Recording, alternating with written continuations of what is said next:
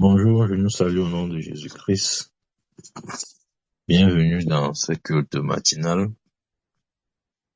Nous allons poursuivre avec notre série d'enseignements sur le thème l'autorité du chrétien. Amen. L'autorité du chrétien. L'autorité du chrétien. Lorsque nous observons la vie de Jésus,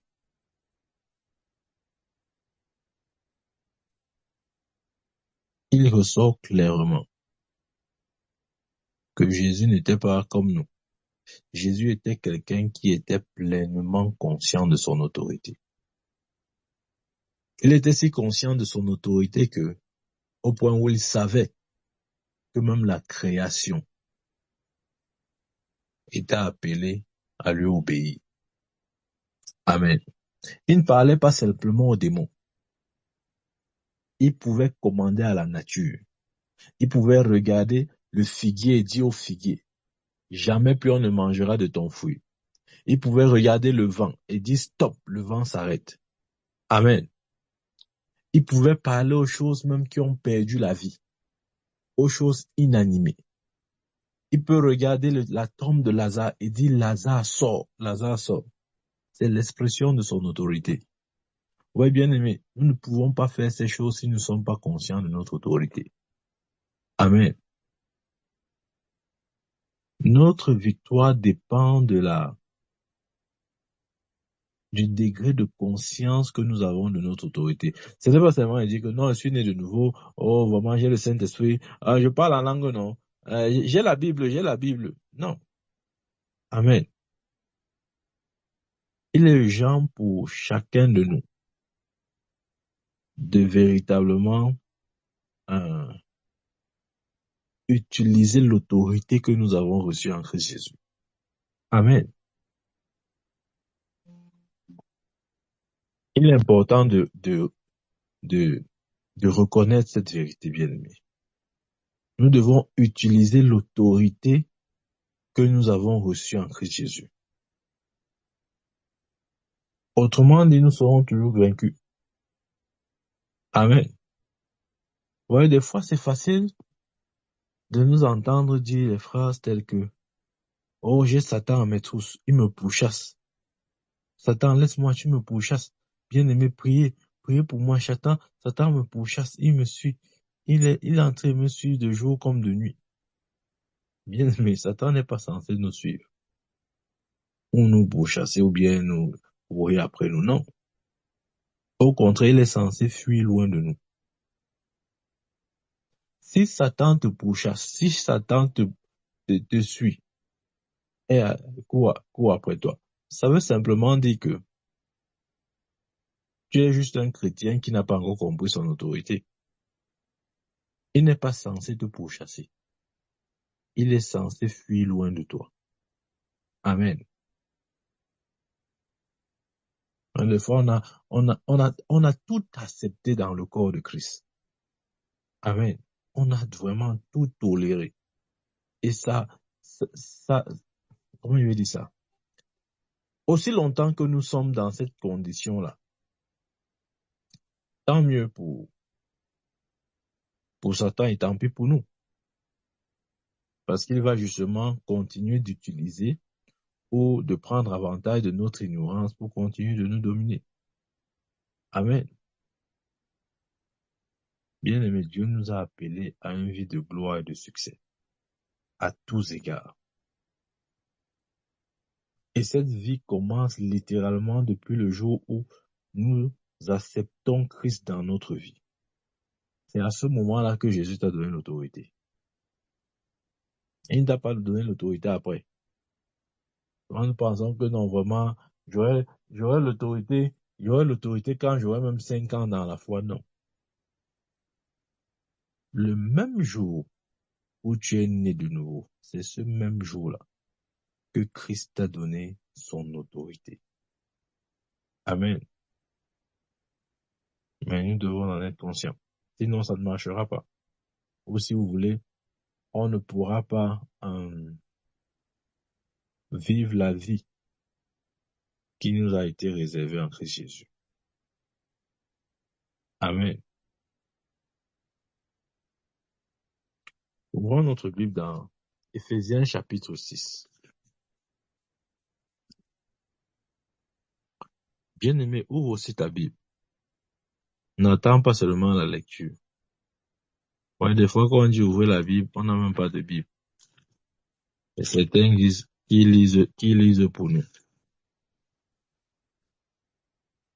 Dans Éphésiens chapitre 5, je lis à partir du verset 10, il est écrit « Au reste, fortifiez-vous dans le Seigneur. Au reste, fortifiez-vous dans le Seigneur. Et par sa force toute puissante. Au reste, fortifiez-vous dans le Seigneur.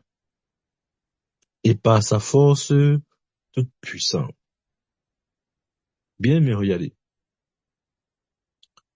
Ici, Paul n'est pas en train de donner un sujet de prière.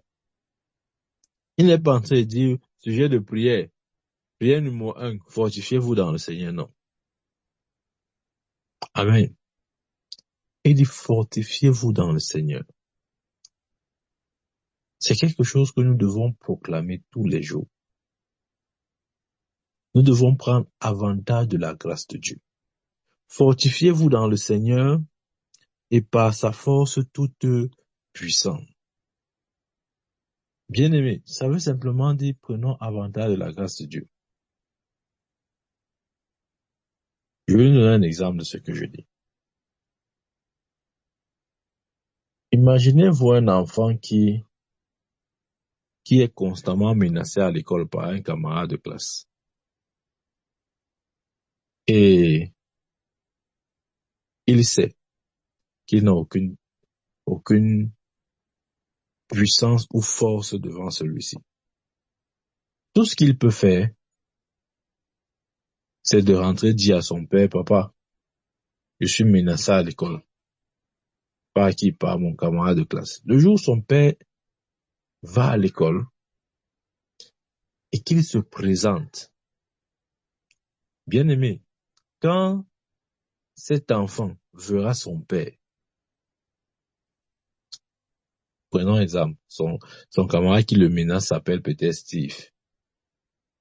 Quand cet enfant menacé verra son père, qu'est-ce qu'il dira? Steve, où es-tu? Steve, viens encore me taper. Pourquoi? Parce que en lui ou pour lui, il sait qu'il est impossible pour Steve de lui faire quoi que ce soit quand son père est présent. C'est ça prendre avantage de la grâce. Souvenons que nous ne sommes pas seuls. Ouais, des fois, nous vivons comme si Dieu nous a abandonnés. Il a dit, ok, débrouillez-vous. Je reviens dans 2000 ans vous chercher. Non. Il a dit, je ne vous laisserai jamais, je ne vous abandonnerai jamais, je serai avec vous jusqu'à la fin des temps. Amen. Donc, apprenons à prendre avantage de la grâce de Dieu. Comment? En proclamant la parole. Toujours proclamer la parole. Toujours le faire, bien-aimé. Ça marche. Toujours le faire. Amen. Jésus était conscient de son autorité. Verset 11. Il dit, revêtez-vous de toutes les armes de Dieu, afin de pouvoir tenir ferme contre les ruses du diable. Revêtez-vous de toutes les armes de Dieu, afin de pouvoir tenir ferme contre les ruses du diable. Amen. Verset 12. Car nous n'avons pas à lutter contre la chair et le sang, mais contre les dominations, les autorités, les princes de ce monde des ténèbres, contre les esprits méchants dans les lieux célestes. Ouais, souvent, certains ont cru que les dominations, les autorités, les princes étaient des catégories de personnes qui règnent là sur la terre. Non, ça n'a rien à voir, puisqu'il a dit, non, pas à lutter contre la chair et le sang. Donc, ça veut dire que le reste qui s'apprête à citer, c'est-à-dire les dominations, les autorités, les princes, ne sont pas des entités humaines, ce sont des entités spirituelles. Amen. Et comme je l'ai dit, c'est la hiérarchie satanique. En termes d'entités démoniaques, nous avons les dominations qui occupent un rang inférieur. Ensuite, nous avons les autorités qui sont supérieures aux dominations. Et enfin, nous avons les princes qui sont supérieurs aux autorités et aux dominations. Amen. Il continue en disant contre les esprits méchants dans les lieux célestes. Amen. Donc notre autorité est contre ces entités. Dieu s'attend à ce que nous exercions notre autorité contre ces entités, contre les dominations, contre les autorités, contre les princes de ce monde des ténèbres, contre les esprits méchants dans les lieux célestes. Amen. Nous n'avons, je vais vous dire ça comment, nous n'avons aucune autorité sur l'homme. Quand je parle de l'homme, ça veut dire, en fait, Dieu ne nous donne pas l'autorité, d'ailleurs que même Dieu lui-même n'a pas cette autorité-là. Ça va vous surprendre, mais c'est vrai. Dieu ne nous envoie pas exercer notre autorité sur les hommes. Parce que l'homme a été créé avec ce qu'on appelle le libre arbitre. Il a sa volonté. Et personne ne peut contrôler la volonté de l'homme. La volonté de l'homme est soumise à l'homme. C'est d'ailleurs pourquoi la Bible dit qu'un jour Dieu amènera toutes choses en jugement parce que justement, l'homme a eu le choix au courant de sa vie de choisir ce qu'il voulait. Amen. Mais par contre, nous pouvons exercer notre autorité sur ces entités, sur ces dominations, sur ces autorités, sur ces princes et sur les esprits méchants dans les lieux célestes. Amen. Maintenant, observons quelque chose. Il parle des dominations, des autorités et des princes de ce monde des ténèbres. Le monde de ce monde des ténèbres ici, c'est une façon pour indiquer la terre. OK? Donc, les princes, les dominations et les autorités sont présents sur terre. Mais lorsqu'il parle des esprits méchants, il fait allusion aux lieux célestes. Donc, ils ne sont naturellement pas sur terre. Ils sont dans les lieux célestes. Les lieux célestes, c'est simplement le deuxième ciel, qui est le quartier général de Satan. Le deuxième ciel, c'est lorsque nous sortons de l'atmosphère terrestre, lorsque nous sortons de la planète Terre. Tout ce qui existe hors de la planète, c'est ça le deuxième ciel. Amen. Et c'est dans ces zones-là, dans cette région dans cette région dans cette région que nous retrouvons cette quatrième catégorie appelée les esprits méchants. Amen. Comment nous traitons avec ces quatre catégories? Rappelez-vous, Jésus avait dit quelque part dans Matthieu 18 là-bas que ce que vous lirez sur la terre sera lié dans les cieux et ce que vous délirez sur la terre sera délié dans les cieux. Amen. Donc, nous n'avons qu'à lier les esprits présents sur terre parce que Dieu a établi l'homme sur terre. Dieu ne nous a pas établis dans l'univers. L'homme a été établi sur terre. Amen. C'est pourquoi sur terre, nous sommes les chefs. Donc, nous lions les esprits qui sont présents sur terre et ceux qui sont dans les lieux célestes seront automatiquement liés. Amen. Parce qu'ils agissent sous forme de correspondance, c'est-à-dire que les esprits méchants dans les lieux célestes ne peuvent rien faire sur terre sans la collaboration des dominations des autorités des princes. Surtout des princes parce qu'ils sont plus élevés que les dominations et les autorités. Amen. Donc, lorsque nous lions les esprits présents sur terre, ceux qui sont dans les cieux seront automatiquement liés parce qu'il n'y aura plus de communication. Amen. Donc, notre autorité est envers ces entités. Ouvrons notre Bible dans Luc chapitre 13, verset 10. Je lis à partir du verset 10. J'ai dit au début, s'il y avait quelqu'un qui était pleinement conscient de son autorité, c'était Jésus. Croyez-moi, cet homme, oh mon Dieu, parfois, pas parfois, ça c'est ma prière de tous les jours. Seigneur, rends-moi conscient de qui je suis comme tu l'étais. C'est-à-dire que j'ai envie d'être pleinement conscient. Je ne veux pas simplement être un enseignant de la parole. Je veux atteindre un niveau de conscience de ces vérités au point où ça devient comme ma respiration. Amen. Dans Luc 13, verset 10, nous allons voir encore un autre cas d'exercice de l'autorité. Luc 13, verset 10, je lis à partir du verset 10. Jésus enseignait dans une des synagogues le jour du sabbat. Et voici, il y avait là une femme possédée d'un esprit qui la rendait infime depuis 18 ans. Elle était courbée et ne pouvait pas du tout se redresser. Quand la Bible parle d'une certaine femme possédée d'un esprit qui la rendait infime depuis 18 ans. Ouais, certaines infimités ne sont pas naturelles. Certaines infimités sont causées par les esprits méchants. Enfin, par les démons, je veux dire. Amen. Certaines infimités sont causées par les démons. Exemple, le cas de cette femme. Elle était courbée. Amen. Elle était courbée. Elle ne pouvait pas se redresser, la Bible dit. Verset 12. Lorsqu'il la vit, Jésus lui adressa la parole et lui dit. Lorsqu'il la vit, Jésus lui adressa la parole et lui dit. Ça me rappelle le psaume qui dit, il envoya sa parole et sa parole les guérit. Jésus lui adressa la parole et lui dit, femme, tu es délivrée de ton infimité. Et il lui imposa les mains. À l'instant, elle se redressa et glorifia Dieu. Amen. Ouais, Jésus était pleinement conscient de son autorité. Il savait que ce cas était occasionné par les démons. Cette infimité n'était pas une infimité naturelle, mais une infimité d'origine démoniaque. Il a délivré cette femme par son autorité. Amen.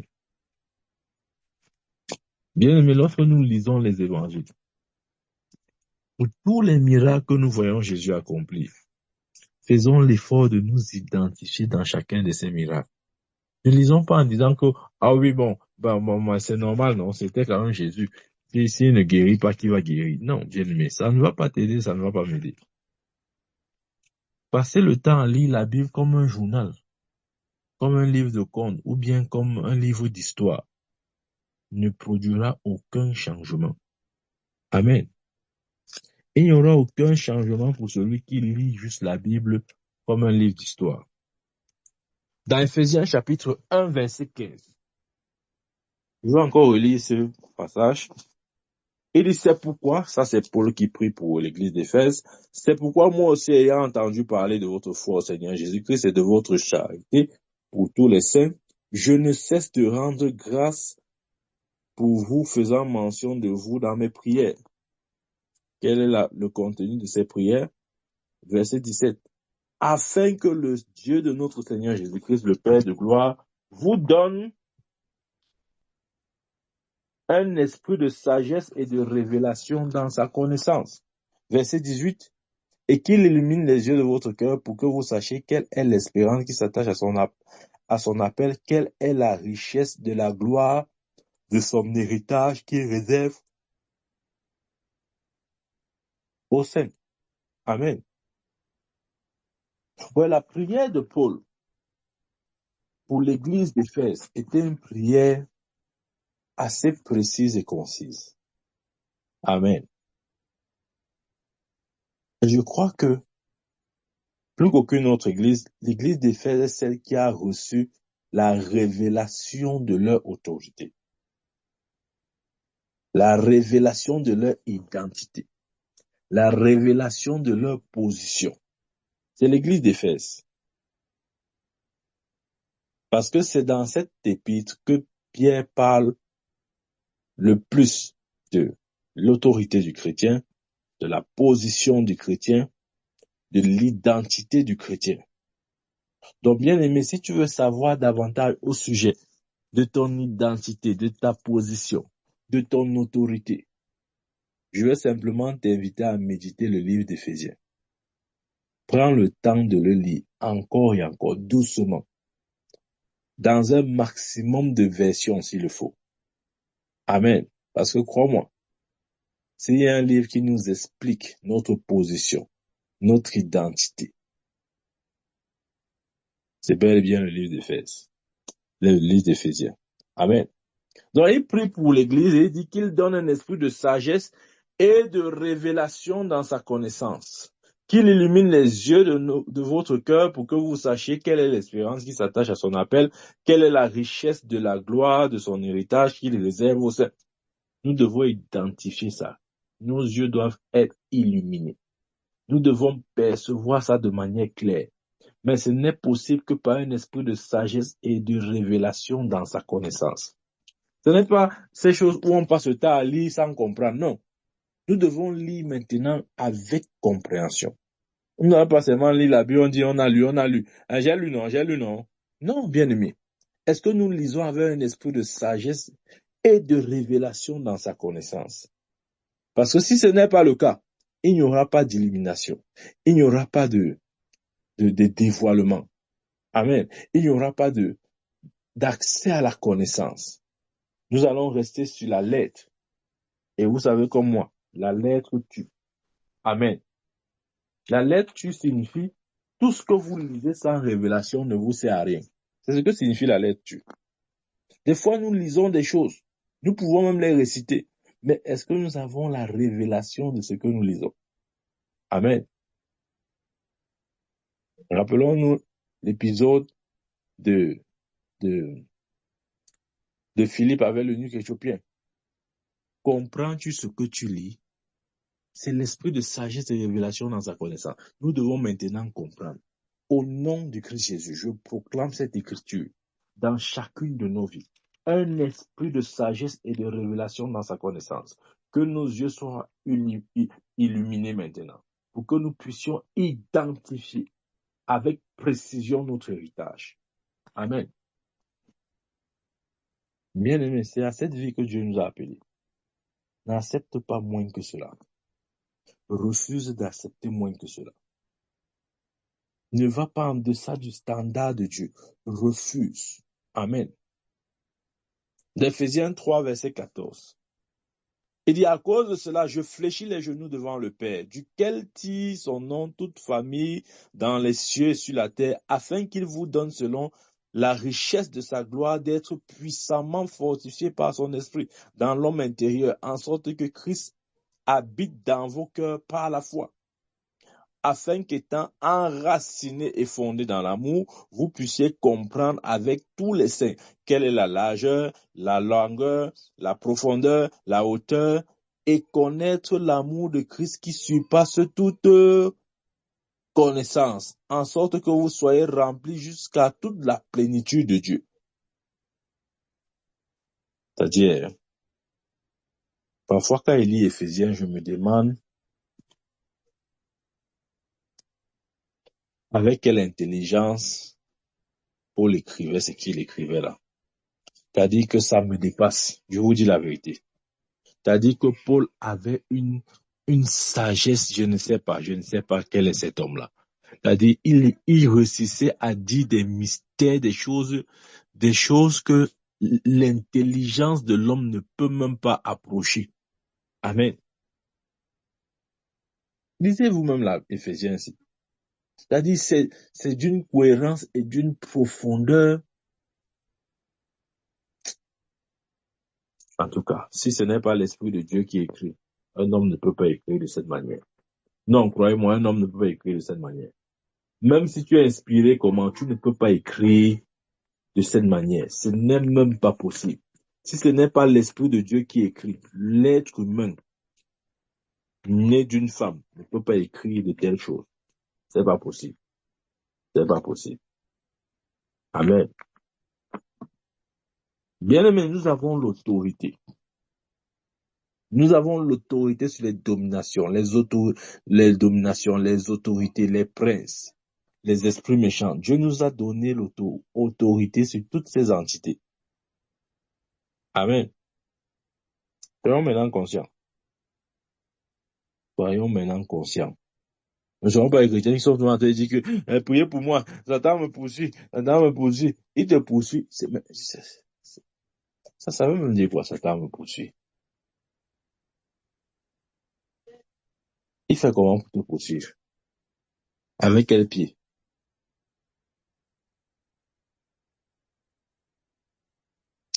Bien aimé, je prie au nom de Jésus. Tu vois, je peux proclamer cette parole dans ta vie. Mais fais cette prière pour toi-même, régulièrement, sinon tous les jours.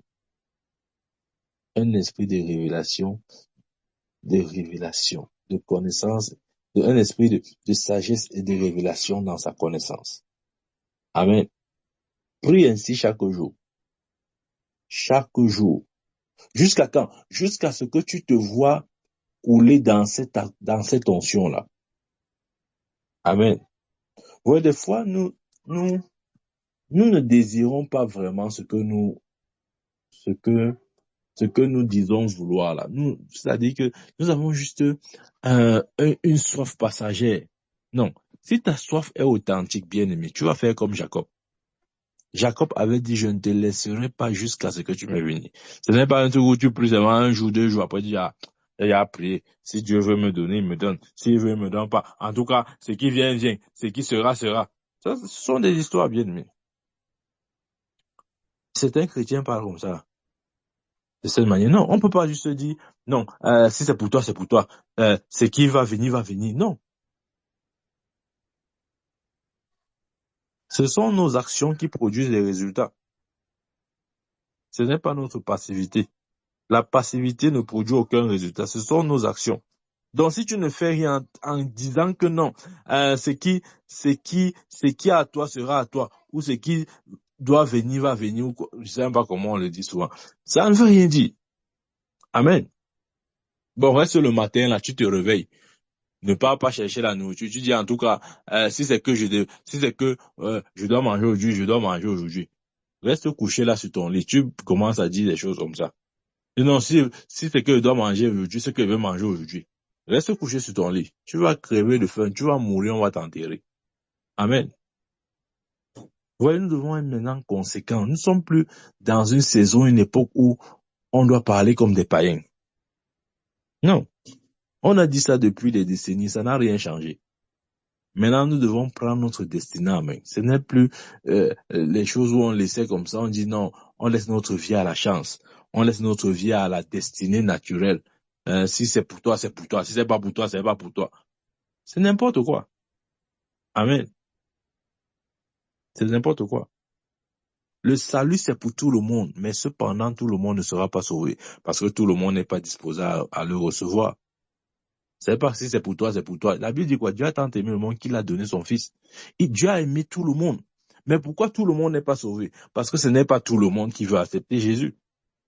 Donc finalement, ce qui est pour toi ne sera pour toi que si tu fais ce que tu dois faire pour que cette chose t'appartienne. Amen. Ouais, c'est aussi ce qu'il faut dire. Je prie au nom de Jésus. Que ton esprit prenne conscience de ton autorité.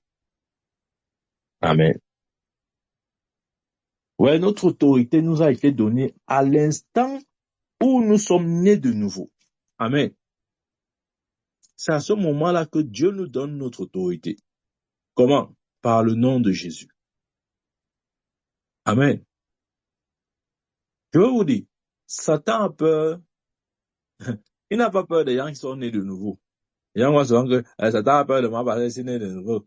Et s'il est né de nouveau, il a peur de moi. Il n'a pas peur de toi, je te dis ça aujourd'hui. Jusqu'à ce que tu réalises ton autorité, il n'aura jamais peur de toi. Il n'a pas peur de ta nouvelle naissance.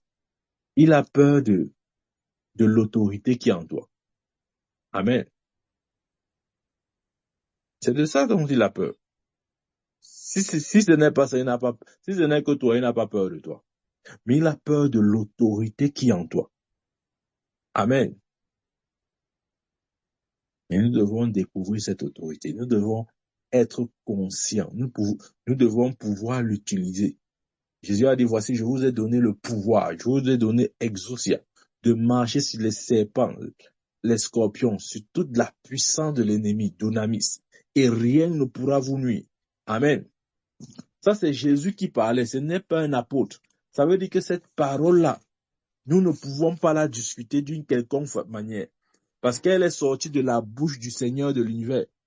Je vous ai donné le pouvoir de marcher sur les serpents, les scorpions, sur toute la puissance de l'ennemi et rien ne pourra vous nuire. C'est quoi l'autorité?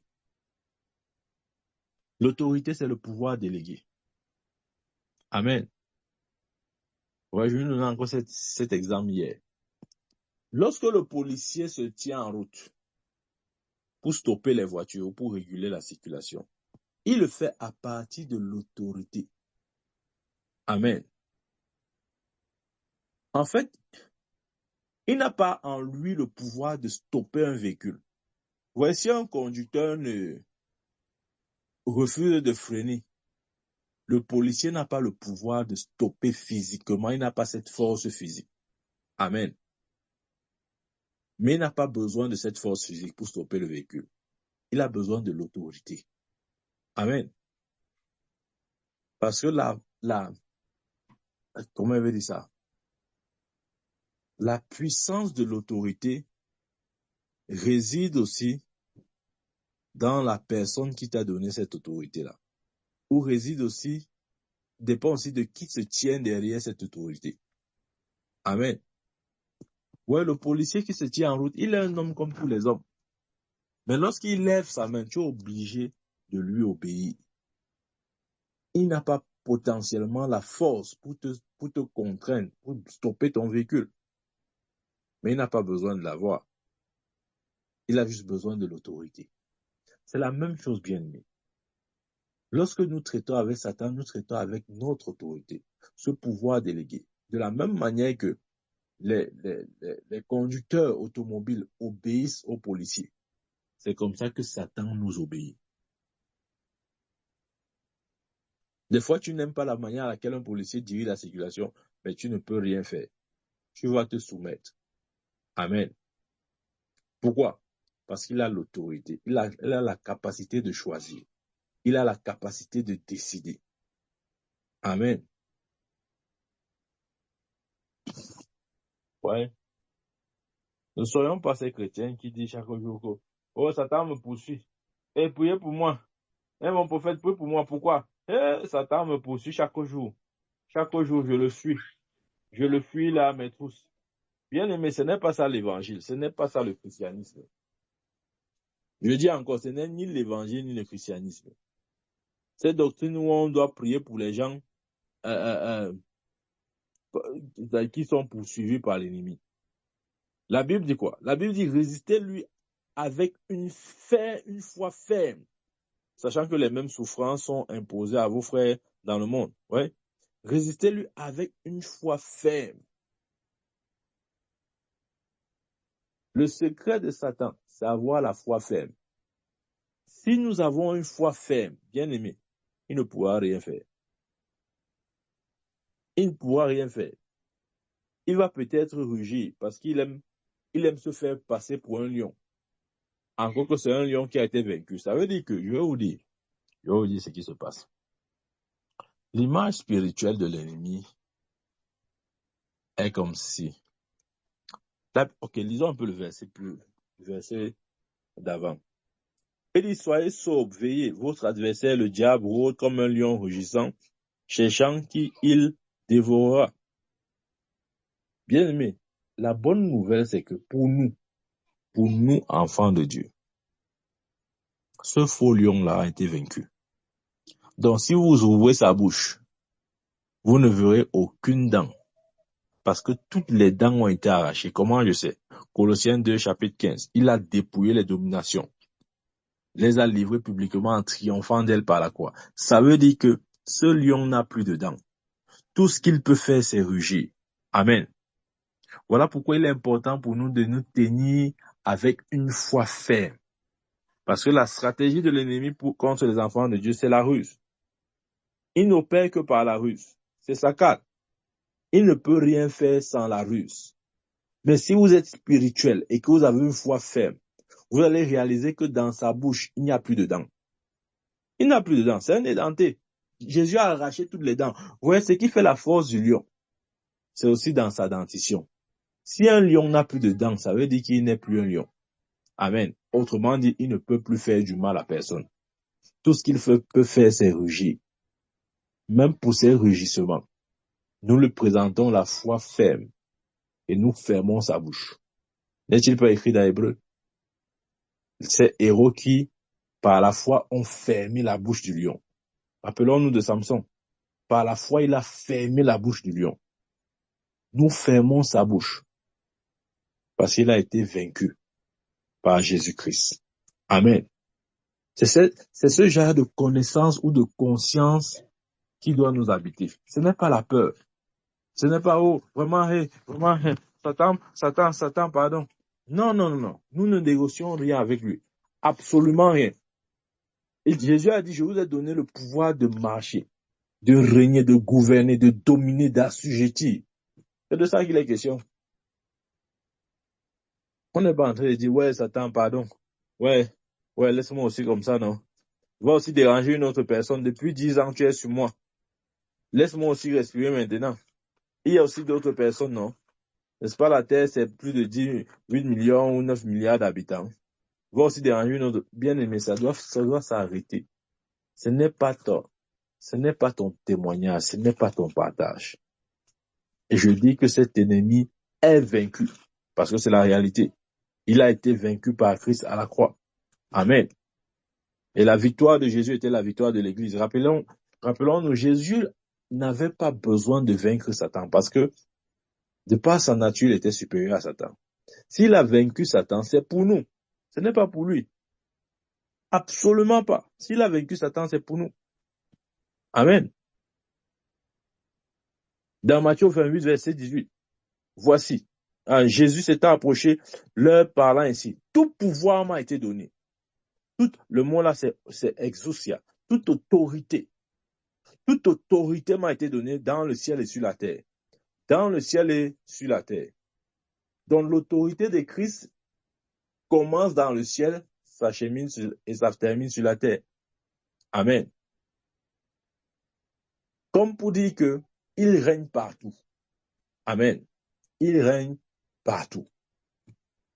Rappelons-nous à Genèse, la Bible dit Dieu créa les cieux et la terre. Ok? Dieu créa les cieux et la terre. Ici dit toute autorité m'a été donnée dans les cieux et la terre. Ça veut dire sur toute la création de Dieu. Jésus a pleine autorité. Amen. Ouais, mais l'autorité de Jésus n'a de sens pour nous parce que justement, il nous a inclus dans cette autorité. Donc nous avons cette autorité dans le ciel et sur la terre. C'est pourquoi Jésus avait dit tout ce que vous lirez sur la terre sera lié dans les cieux. Et tout ce que vous délirez sur la terre sera délié dans les cieux. Parce que comme lui, nous avons reçu l'autorité sur la terre et dans le ciel. Maintenant, on dit, ouais, pourquoi je dis qu'on a l'autorité dans le ciel et sur la terre? Ouais.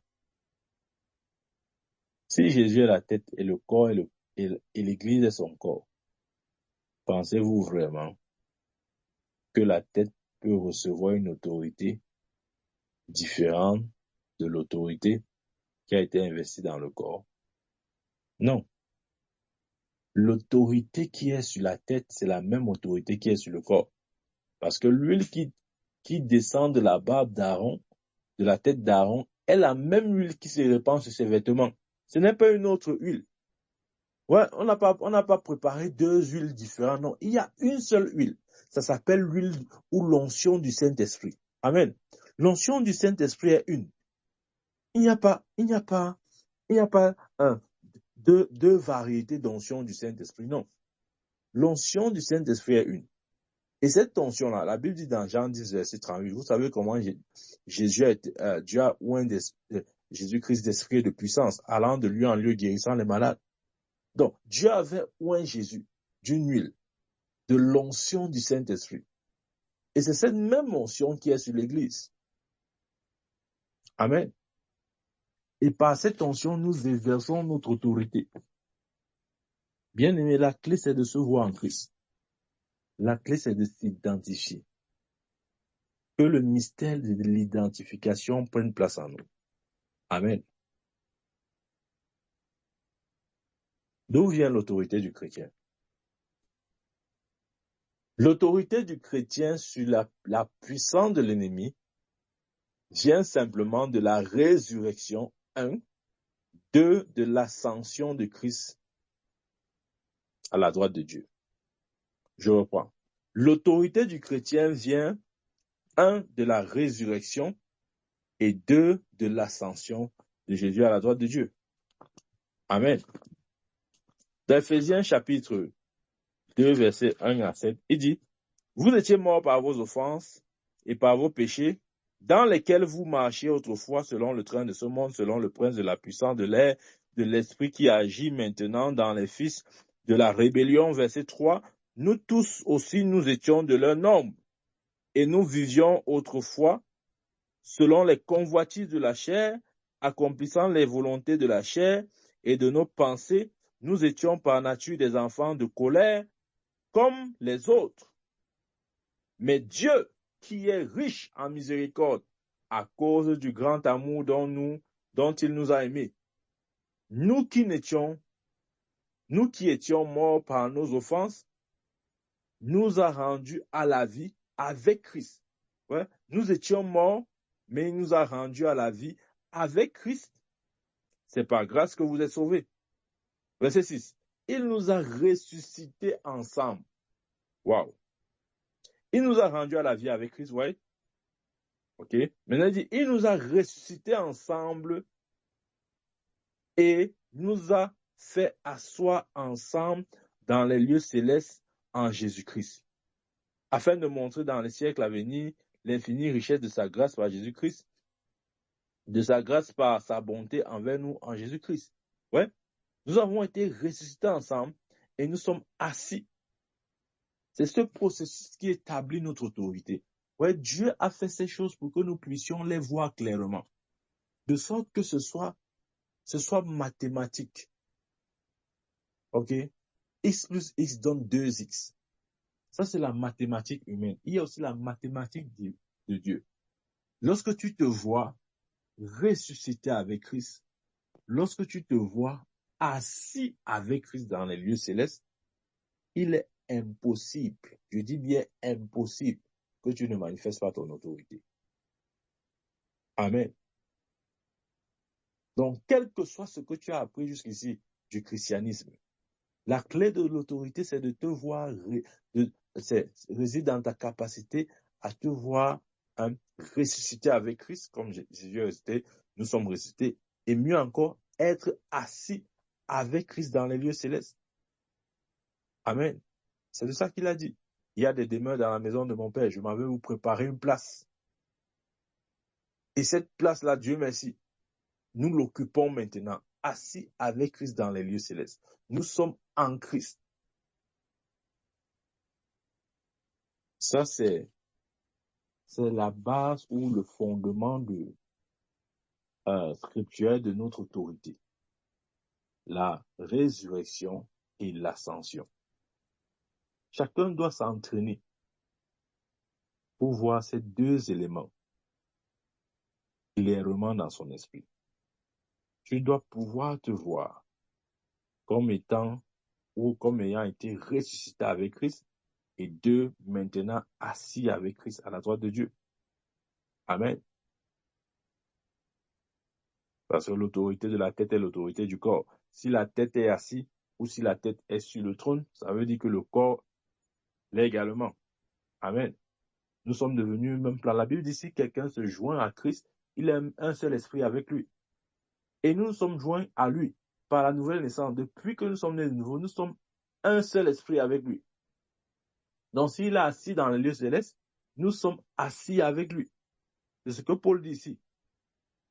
Il nous a restés ensemble et nous a fait asseoir ensemble dans le lieu céleste avec Christ. C'est pourquoi j'ai un problème lorsque parfois nous les prédicateurs, nous passons le temps à prêcher uniquement la croix, faisant croire aux chrétiens que tout ce dont ils ont besoin, c'est la croix. Bien aimé, beaucoup de chrétiens croient à ces doctrines. C'est-à-dire que ils vont rester comme ça là. Ils disent que non, c'est la croix, frère. La croix. Oh, la croix. Tu connais la croix? Tu connais la croix? Moi, j'aime la croix. Et vous les voyez avec la croix alors. Ils ont la croix avec Jésus, avec leur Jésus crucifié là-bas. On dit, c'est quoi ça, frère? Il dit, non, non, non, c'est la croix. C'est la croix, c'est la croix. C'est la croix. C'est la croix de Jésus.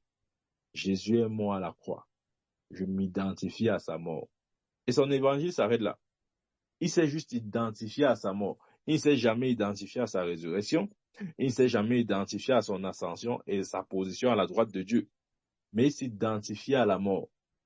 Il s'identifie à la croix. Et il croit que il a saisi l'évangile. Mais non. Amen. Parce que l'évangile de la croix ne va jamais te donner le pouvoir de régner. Ce que je veux dire, c'est que si tu te vois seulement comme ayant été crucifié avec Christ, tu ne peux pas régner. Non. C'est pas possible. Il dit, tout pouvoir m'a été donné dans les cieux et sur la terre.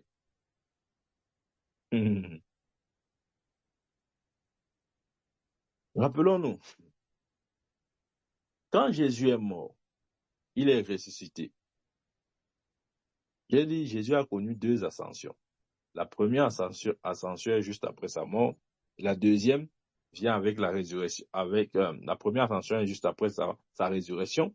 Lorsqu'il dit à Marie, ne me touche pas, il faut que j'aille vers mon Père, votre Père, vers mon Dieu et mon Dieu. C'est lorsqu'il monte au ciel pour présenter son sang dans le tabernacle céleste, qui n'est pas fait de main d'homme, afin d'obtenir une rédemption éternelle. Ça, c'est la première ascension. La deuxième ascension vient 40 jours après. Amen. Quand il est monté pour la première fois et qu'il a accompli ces choses, bien-aimées, quand il redescend, il pouvait dire à ses disciples, tout pouvoir m'a été donné dans les cieux et sur la terre. Amen. Quand il dit tout pouvoir m'a été donné, il redescendait avec l'autorité du ciel et de la terre pour remettre à ses disciples. Parce qu'il devait remonter. Il fallait qu'il redonne cette autorité à ses disciples avant de remonter. Amen. Donc, vous voyez, j'ai un problème lorsque on prêche seulement la croix. Oh non, la croix. La croix, frère, la croix, c'est la croix. Oh, ma croix. Après, tu vois, chrétien, et dit, je viens à ta croix. Oh, Seigneur, ce matin, viens à ta croix. Comment ça, c'est l'ignorance. Parce que celui qui a été crucifié n'est plus à la croix. Si vous voulez le chercher, allez le chercher dans les lieux célestes. Il est assis sur le trône de Dieu. Personne ne peut exercer son autorité avec la révélation de la croix. Oui, la croix est bien. Oui, nous passons par la croix parce qu'il fallait la mort pour la résurrection. Mais si nous nous arrêtons à la croix, notre christianisme sera très bancal. Amen. Parce que la croix, c'est la mort. Mais le trône, c'est l'autorité. Amen. Le trône, c'est l'autorité. La croix n'est pas notre demeure, bien-aimé. Sors de la croix. Quitte de la croix. Quitte. Oui, quitte. Toi, c'est à toi que je parle. Quitte. Toi, tous les chants qui disent, oh, la croix. Seigneur, nous venons à ta croix aujourd'hui. Seigneur, ta croix. Nous parlons même de quelle croix? Celui qui a été crucifié n'est plus là. Nous faisons quoi là-bas? Nous faisons quoi là-bas? Lui-même qui a été crucifié, il dit qu'il n'est plus là, mais non. On veut seulement rester là-bas. On aime ça. Jésus dit, je ne suis plus là, mes amis. On dit, non, il n'y a pas de problème. Même si tu n'es plus là, nous, on reste ici. C'est pour notre terminus là. Notre destination, c'est la croix. Jésus dit, mes enfants, je suis ici assis à la droite de Dieu. Vous êtes maintenant ici. On dit, non, non, non, non, non, non, non. Notre place, c'est la croix. Alors que Jésus a dit, je m'en vais vous préparer une place. Amen. Cette place exaltée, assis à la droite de Dieu. Ça, c'est notre position, bien-aimé. Tu vois, ça doit être clair pour toi. Si ce n'est pas clair, ça ne sera pas vrai. C'est pourquoi j'ai dit, ne te vois pas seulement comme ayant été crucifié avec Christ. Ou même seulement, ou même ressuscité. Mais vois-toi aussi comme assis avec Christ dans les lieux célestes. C'est cette figure-là, c'est cette image qui établit ton autorité. Amen. Que Dieu nous bénisse. Au nom de Jésus, nous continuerons demain par la grâce de Dieu. Amen.